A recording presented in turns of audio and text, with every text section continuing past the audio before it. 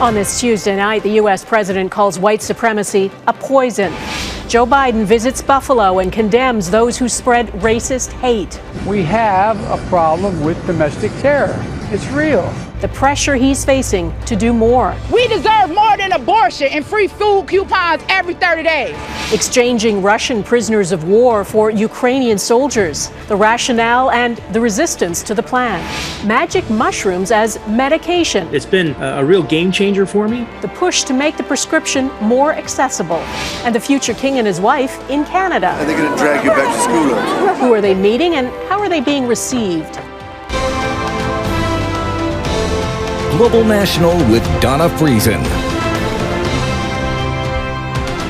America's president once again acting as consoler-in-chief, calling for change after another mass shooting. President Joe Biden and his wife Jill visited the scene in Buffalo where 10 black Americans were murdered while grocery shopping. And they met family members who are deep in mourning. White supremacy, Biden said, is a poison. In America, evil will not win, I promise you. Hate will not prevail, and white supremacy will not have the last word. Good evening and thanks for joining us. No American president has spelled it out so clearly. President Biden said Americans must reject the racist so-called Great Replacement theory, the idea that white Americans are deliberately being replaced by non-whites. It's a lie that's believed to have motivated the accused gunman in Buffalo, and it's a lie spread by some politicians and talk show hosts in the U.S. who, Biden said today, spread it for power, political gain, and for profit. Our coverage tonight begins with Jackson Proskow in Buffalo.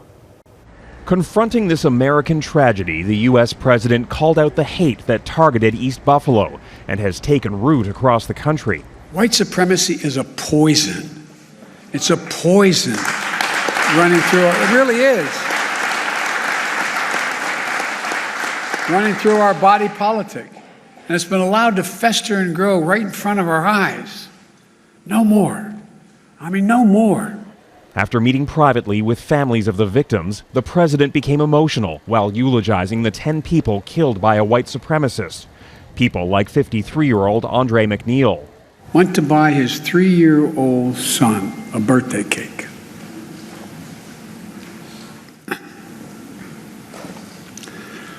His son's selling a birthday. Ask him, where's daddy? The shooting exposed the growing threat of domestic terrorism in the U.S. and the increasing number of hate crimes, fueled by right-wing conspiracy theories about racial replacement, amplified and mainstreamed by cable news, social media, and politicians. And I condemn those who spread the lie for power, political gain, and for profit. Biden stopped short of making specific promises. He called on Congress to act on gun control and online radicalization. Part of what the country has to do is look in the mirror and face the reality. We have a problem with domestic terror. It's real. As the president and his motorcade passed through this shattered community, residents wondered what good words are if they don't bring action to stop the viral spread of hate. And we being hunted down like animals in the streets. Don't just promise us things. You promised us things before and you never made it happen. Few believe this will be the last attack at the hands of a white supremacist. They can only hope their warnings about the price of inaction are heard. You find this kind of hate and jealousy was taught to innocent kids growing up. And then with the rage, they tend to act on it, and that's the result.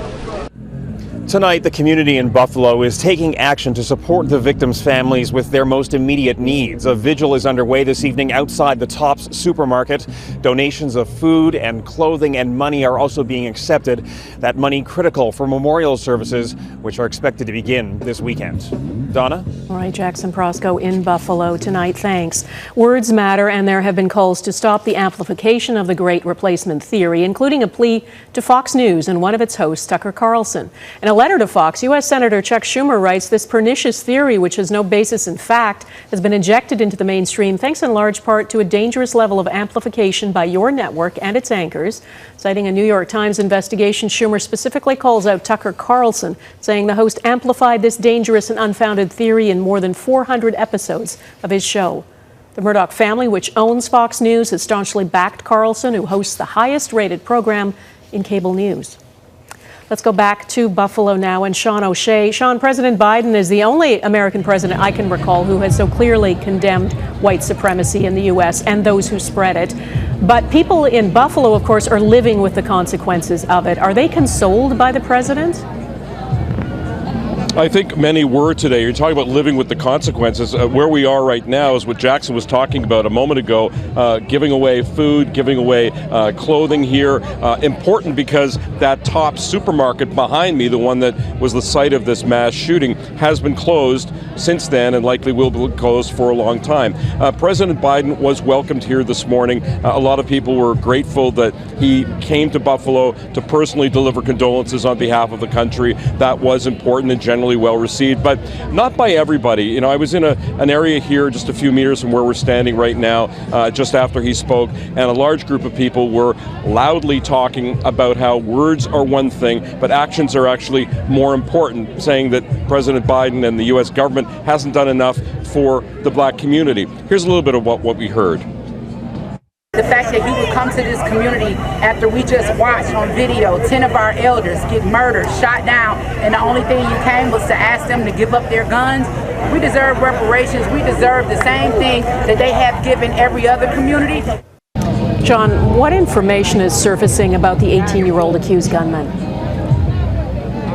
Well, it's disturbing, Donna. We knew earlier that there was a manifesto that he had planned to come here and target an area where there was a high percentage of blacks. We also found out that when he was in high school, he responded to a question in a class, an online posting that said that what did he want to do when he retired, that he wanted to go and use the term murder-suicide. He later considered that and said that was a joke. We also found out that he was in the hospital for a psychiatric examination following that. He was allowed, of course, out. He was allowed to purchase a weapon. He had a Bushmaster XM15 rifle, legally obtained, although the magazines that were attached to it were not illegal in the state of New York. So the dribs and drabs of the suspect are starting to come out, those details concerning to people, especially here, who really told me over the last 3 days that I've been here that they feel so hurt, so bad, because somebody came from outside the community and did this to them. Donna. Seán O'Shea in Buffalo, New York. Thank you. To Ukraine now, where one of the war's lengthiest battles seems to have come to an end. Hundreds of troops who have spent more than 2 months holed up underneath Mariupol's Azovstal steel plant have now emerged. Those men are now being held in Russian-controlled areas of Ukraine. And as Redmond Shannon reports, their fate is uncertain. Surrender is not a word Ukraine wants to use, but that is exactly how the Kremlin is framing what's unfolding at Mariupol's Azovstal steelworks.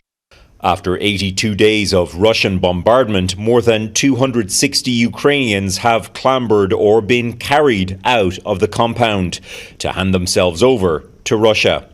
Moscow says more than 50 are being treated for serious injuries. Some of their wives claimed the men were close to running out of water, but the timing of this extraction could suit both sides. I think the Russians simply didn't want to tie up any more scarce assets in this particular fight and just simply decided to cut their losses, let the Ukrainians go in return for being able to redeploy their soldiers. Ukraine's President Volodymyr Zelensky says the soldiers will eventually be exchanged for Russian prisoners of war. But in Russia's parliament, this Ukrainian-born member argued for a law to prevent the swap of what he calls Nazis. A reference to Azov Battalion, born of ultra-nationalist roots, now part of Ukraine's National Guard. Its Wolf's Angel emblem also linked to neo-Nazism.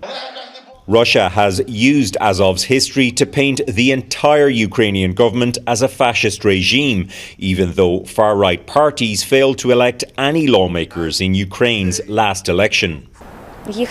This woman says her husband remains inside the steelworks and worries Russia will not go through with a prisoner swap. It's not clear how many soldiers like her husband remain inside the plant now. But it is clear that once they're removed, Russia will finally have full control over the Sea of Azov coastline, completing the strategically important land bridge between annexed Crimea and the contested Donbass. Redmond Shannon, Global News, London. If you drive a vehicle, you know the price of gas is still rising. According to Natural Resources Canada, the average price of a litre of regular gas in Canada has hit a record $2.06. People in Vancouver pay roughly $2.30 a litre. At the start of Russia's invasion of Ukraine in late February, the average cost was $1.56. Alberta Premier Jason Kenney and the Federal Natural Resources Minister Jonathan Wilkinson appeared before a U.S. Senate committee in Washington today. Kenney pitched Alberta as a trustworthy source of energy for the U.S. and pitched building another pipeline. Alberta will be able to increase our crude exports to the U.S. by upwards of 1 million barrels a day over the next couple of years. But with political will from Washington, we could also get another major pipeline built that would forever allow the United States to free itself from imports from hostile regimes. He expressed frustration the U.S. has turned elsewhere for oil to countries like Venezuela and Saudi Arabia. Kenney also criticized President Biden's administration for killing the Keystone XL pipeline project. The Democratic chair of the committee said he didn't invite Kenney there to relitigate the past.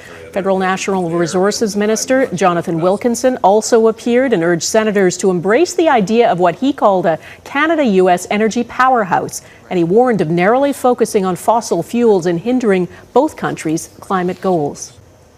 The battle for ballots in Ontario coming up, what the Liberals and the NDP are trying to prevent on election night.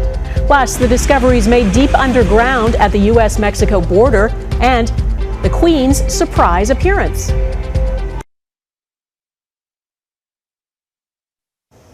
Ontario's political party leaders faced off in a final debate ahead of next month's provincial election. On the agenda, the economy, education, and Doug Ford's handling of the pandemic. Mr. Del Duca, for 2.5 years, literally 24/7, I was working on this pandemic. Mr. Ford, respectfully, Mr. Ford, Mr. Ford, respectfully, this is the job that you signed up for 4 years ago. Our Eric Sorensen takes a deeper look at last night's debate and how the campaign is unfolding. A little spray paint, a catchphrase, and a message that government in Ontario is working just fine. No changes needed. Collaboration with the 444 municipalities, which we've had, the 12 other premiers, the federal government.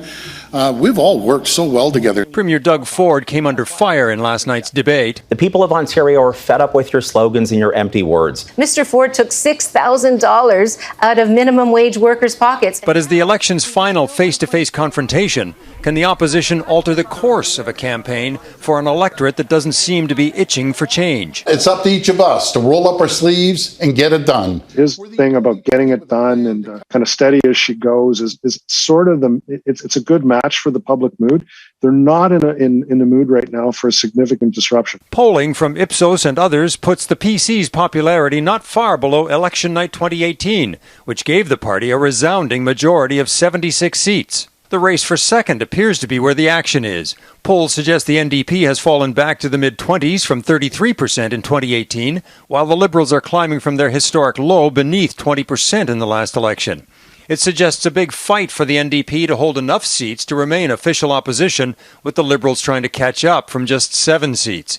All the while, the Greens trying to increase their share of the vote. You left a wreck behind you. It explains in part the heated exchanges between the two party leaders who, if they can't win, are desperate not to finish third. You only retained 7 seats, and that's because you disappointed Ontarians. Respectfully, Ms. Horvath, every time you attack me, as you've done for a year, Doug Ford smiles. Add to that the Green Party. Mr. Ford, have you talked to a nurse lately? And progressive parties may well get over 60% of the votes cast on election night.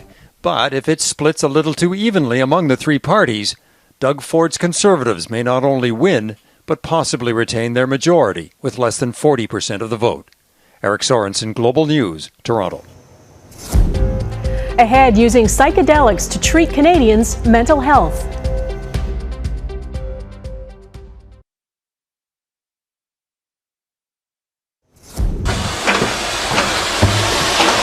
This is a look inside what U.S. authorities say is a sophisticated drug smuggling tunnel. It's about 6 stories below the U.S.-Mexico border and runs more than 500 meters from Tijuana, Mexico to a warehouse in San Diego, California.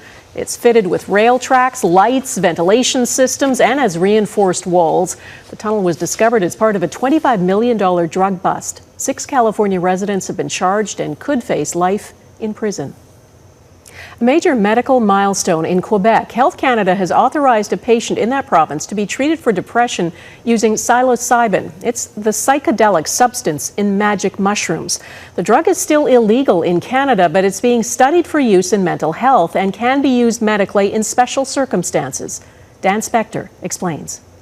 Magic mushrooms as medicine. The idea may seem a little different, but it's hard for Thomas Hartle to overstate the impact they've had on his life. It's just night and day. Hartle has stage 4 colon cancer. His mind used to be consumed by thoughts about how he was going to die and who would be there for his 2 kids. But since he began psilocybin therapy, everything changed. It gave me a different perspective on the idea of dying. Hartle was one of the first Canadians legally allowed to access the treatment. Psilocybin is the active ingredient in the psychedelic drug commonly known as magic mushrooms. Those remain illegal in Canada, but patients who have exhausted other options for mental health conditions like depression or post-traumatic stress are now being given special access to prescribed therapy, almost a decade after the program was abolished under the Harper government. We're at the beginning of something very, very, very exciting with Canada and Health Canada. Dr. Andrew Bouy-Wynn just successfully advocated for Quebec's first ever psilocybin therapy patient. Under the guidance of 2 therapists and a nursing team, that person will take the drug to battle depression that wasn't responding to conventional treatment. I see this substance as, a colleague of mine said, a lubricant to psychotherapy. Mushrooms can rewire pathways in the brain, enhancing our ability to reorganize thought patterns to help deal with anxiety, depression, and trauma. Psilocybin changes the way that you think about things. After years of stigma, mushrooms are gaining more and more medical credibility. I think we shouldn't have to wait for someone to be treatment resistant, depressed or treatment-resistant post-traumatic stress disorder in order to get access to these treatments. Toronto psychologist Dr. Dominique Morisano is organizing an international summit on psychedelics next week. As calls grow for greater access, she thinks it's time to have a conversation. We need to know that they work across a number of different age groups, and people from diverse backgrounds. To Hartle, the benefits can't be ignored. It's something that has been a real gift. To be able to spend this with my family. I would like other people to have that too. A new treatment and maybe a new way of prescriptive thinking too. Dan Spector, Global News, Montreal. I'm Ross Lord in St. John's, Newfoundland and Labrador, where truth and reconciliation is a prominent theme for the royal visit of Prince Charles and Camilla. The story coming up on Global National.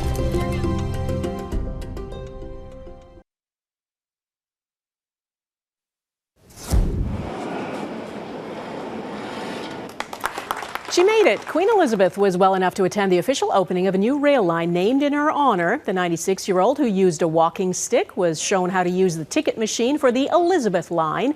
She's not attended some public events in recent months because of what the palace calls mobility problems, but she has been out at 2 in the last 3 days, and it's hoped she's well enough for her Platinum Jubilee celebrations in early June. To mark her 70 years as monarch, the heir to the throne, Prince Charles, and his wife Camilla have begun a 3-day visit to Canada. The couple arrived in Ottawa tonight, where they will be until Thursday. Their first stop today was in St. John's, where Prince Charles talked about Indigenous reconciliation. As Ross Lord reports, it's expected to be on the minds of many during this visit.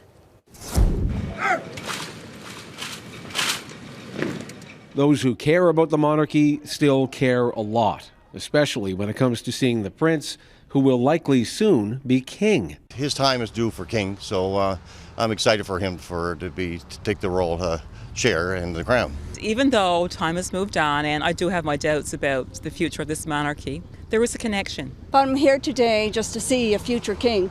Prime Minister Justin Trudeau led the welcome to Newfoundland and Labrador for Prince Charles and his wife Camilla for a visit that included traditional ceremonies and something new. A somber reflection at a heart garden created to honor Indigenous children who died at residential schools and to recognize survivors. Creator, we greet you this day, and we ask for your guidance. I've greatly appreciated the opportunity to discuss with the Governor-General the vital process of reconciliation in this country. Not a one-off act, of course, but an ongoing commitment to healing, respect, and understanding. Charles and Camilla didn't have time for everyone, like this Mi'kmaq woman who identifies herself as Grandmother Salmon. She's been tying small squares to this fence ever since the first discovery of the mass graves of Indigenous children 1 year ago. What would I like for them to know? Come over. I'll give them a tie to put on. I'll smudge them. Canada's faith in the royal family isn't what it used to be. A public opinion poll released last month suggests 51% of Canadians want to sever ties with the monarchy, even though most have continuing affection for the Queen. In fact, Queen Elizabeth's 70 years on the throne, known as the Platinum Jubilee, is the reason for this royal tour. Are they going to drag you back to school? We are deeply grateful for your warm welcome, which we will carry with us throughout this entire tour. Merci. Thank you. Voilà la liek. Charles and Camilla's 3-day Canadian tour includes stops in Ottawa and the Northwest Territories as they blend historic gestures with contemporary concerns. Ross Lord, Global News, St. John's. And that is Global National for this Tuesday. I'm Donna Friesen. Tonight's Your Canada is East Braintree, Manitoba, southeast of Winnipeg. We'd love to see your Canada. Please email it to viewers@globalnational.com. Thanks for watching. Hope to see you here again tomorrow. Take care of yourselves. Bye-bye.